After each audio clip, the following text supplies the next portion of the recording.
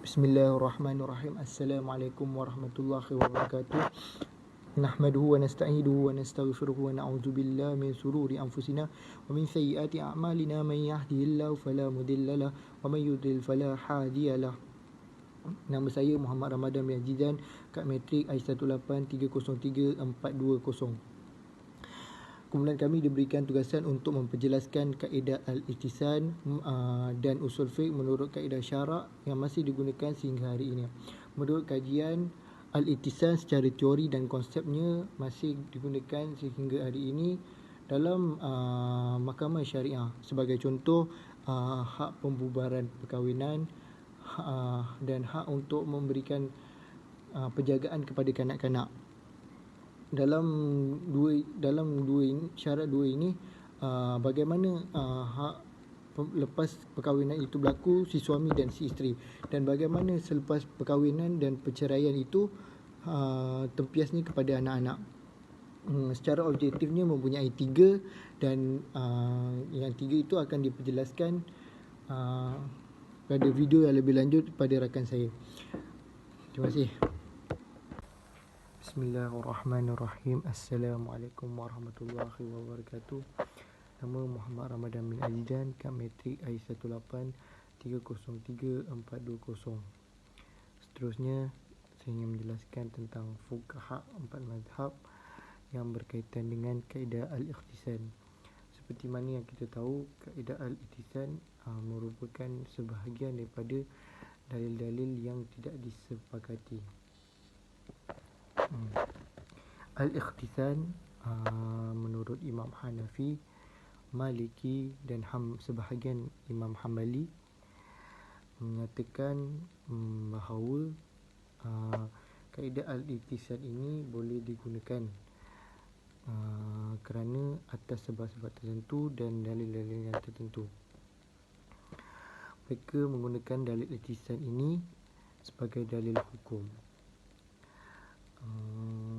Antara hadis yang digunakan ialah Bismillahirrahmanirrahim.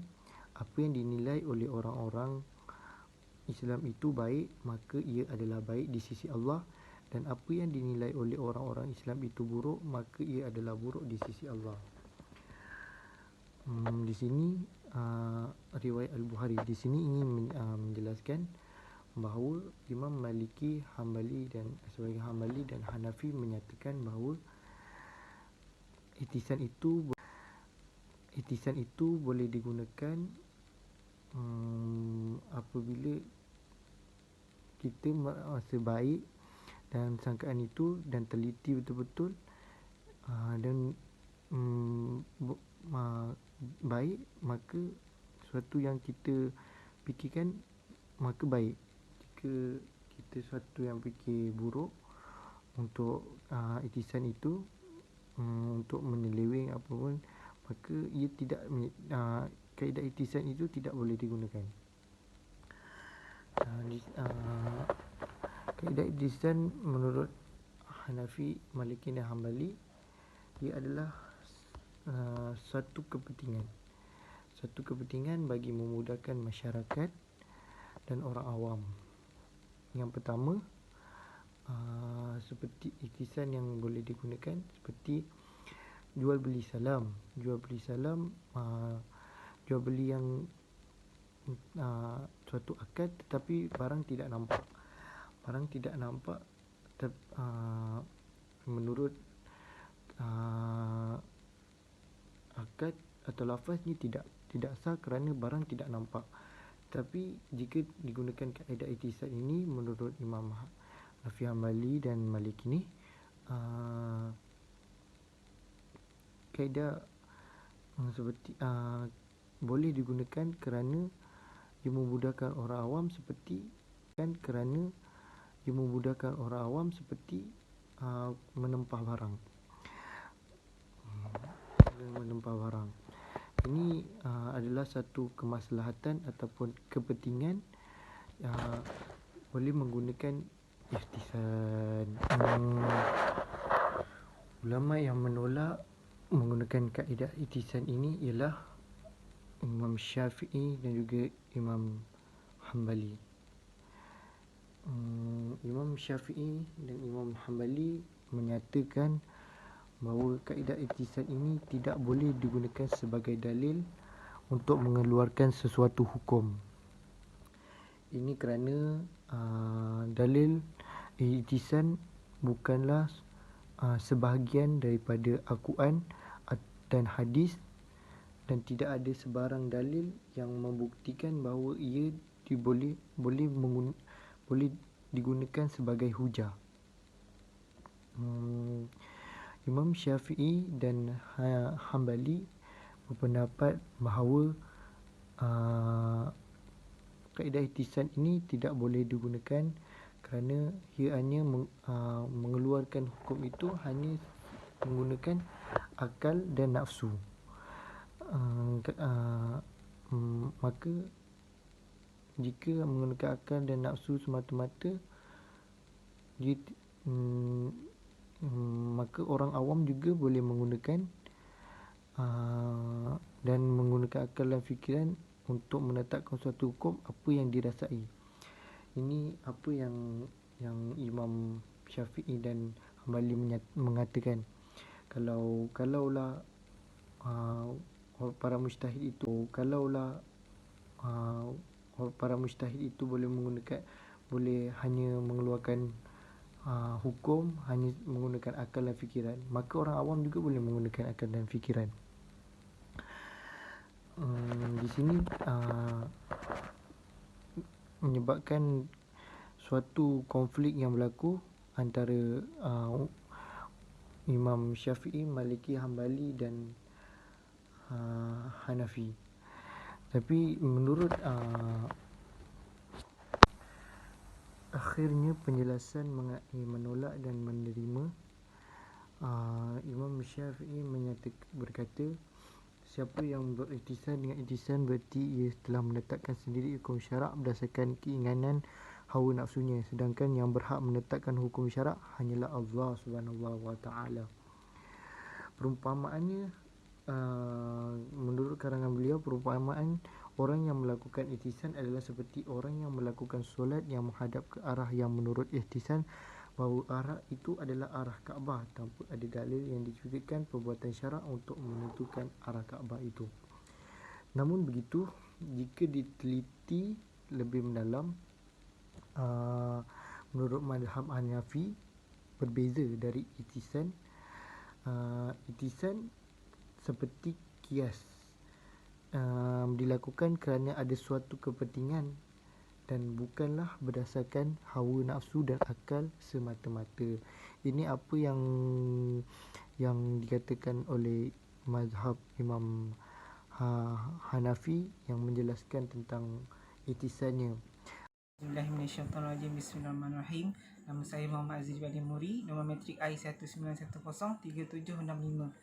Okey, saya nak buat tentang ihtisan dalam aplikasi hutang nafkah anak ataupun nafkah anak selepas pembubaran perkahwinan. Okey, mengikut statistik yang dikeluarkan oleh Datuk Seri Dr. Muhammad Uzair Mahidin, Ketua Perangkawan Malaysia, bilangan perceraian menurun sebanyak 3.2% daripada 51,642 pada tahun 2016 kepada 49,965 2017.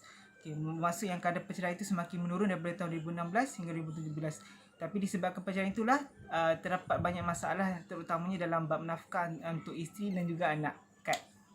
Okey, nafkah untuk anak adalah wajib dalam Islam seperti termaktub dalam Al-Quran surah Al-Talaq ayat ke-6 yang bermaksud, kemudian jika mereka menyusukan anak-anak untuk kamu, maka berikanlah kepada mereka upahnya. Okay, ayat dalam ke-6 surah Al-Talaq ini menunjukkan bahawa kewajipan seorang ayah itu wajib untuk menunaikan nafkah untuk anaknya. Cuma untuk menunaikan nafkah itu adalah beberapa syarat dan keadaan yang perlu dipatuhi supaya tidak berlaku apa-apa perselisihan faham ataupun sebarang masalah lah. Dan nafkah ni akan sama ada boleh ditentukan sama ada persetujuan antara suami dan isteri ataupun daripada mahkamah syariah. Okey, mengikut enakmen 2 tahun 2003, enakmen Undang-Undang Keluarga Islam Negeri Selangor 2003 bahagian 4 nafkah isteri, anak-anak dan lain berbunyi, kecuali jika sesuatu perjanjian atau sesuatu perintah mahkamah memperuntukkan selainnya, maka adalah menjadi kewajipan seorang lelaki menanggung nafkah anaknya, sama ada anak itu berada dalam penjagaannya atau dalam penjagaan seseorang lain, sama ada dengan mengadakan bagi mereka tempat tinggal, pakaian, makanan, perubatan dan pelajaran sebagaimana yang munasabah memandang kepada kemampuan dan taraf kehidupannya atau dengan membayar kosnya. Yang kedua adalah kecuali seperti tersebut di atas adalah menjadi kewajipan seseorang yang bertanggungjawab di bawah hukum syarak supaya menanggung nafkah atau memberi sumbangan kepada nafkah kanak-kanak jika bapa kanak-kanak itu telah mati atau tempat di mana bapanya berada tidak diketahui atau jika dan setakat mana bapanya tidak berupaya menanggung nafkah mereka. Okey, walau bagaimanapun nafkah untuk anak ni tidaklah ada ketetapan ataupun syarat ataupun tetapan jumlah yang ditetapkan Mahkamah Syariah, tapi nafkah ini termaktub mengikut kepada kemampuan bapa anak tersebut. Jika bapa anak itu mempunyai kewangan yang berlebih, kewangan yang cukupi atau stabil, maka mungkin dia boleh beri lebih daripada apa yang ditetapkan. Tapi jika dia tidak mampu, maka beri dalam keadaan yang dimampu je lah. Mengikut dalam hadis Rasulullah SAW berbunyi, ambillah nafkah yang mencukupi bagimu dan anakmu secara yang baik mengikut adat dan kebiasaan. Hadis ini menunjukkan anak-anak hanya berhak kepada ibu bapa mereka sekadar yang diperlukan saja. Tetapi walau bagaimanapun ada juga terdapat kes di mana bapa itu tidak menunaikan nafkah kepada anak atas alasan yang tidak munasabah, seperti cemburu ataupun benci ataupun hanya memfokuskan kepada keluarganya yang baru seperti isterinya atau anaknya yang baru. Jadi dia tidak menunaikan nafkah tersebut. Jadi di situ Mahkamah Syariah boleh mengambil tindakan jika isteri mengemukakan sebarang bukti ataupun boleh merujuk kepada Mahkamah Syariah lah untuk tindakan yang selanjutnya. Mahkamah juga menjelaskan bahawa antara syarat-syarat anak yang boleh dinafkahi adalah golongan yang lemah, iaitu golongan yang lemah yang disebutkan adalah wanita ataupun anak-anak yang masih kecil atau yang mempunyai kecacatan fizikal ataupun yang masih menuntut ilmu. Itu antara golongan yang wajib dinafkahi. Tapi kalau jika anak yang mempunyai pendapatan atau sumber lain, maka tidak wajib bagi ayah untuk menafkahi, seperti anak yang punya pekerjaan ataupun mempunyai bantuan.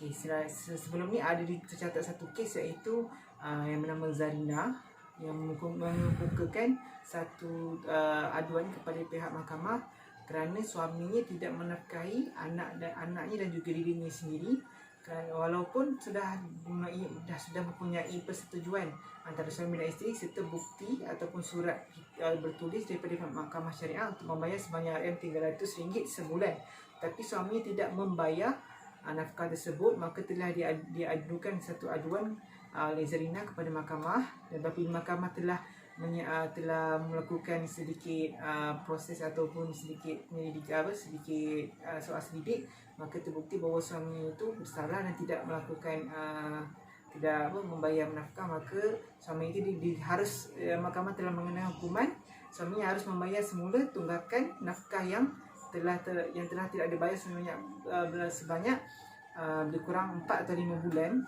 dan juga harus membayar ganti rugi sebanyak RM12,000.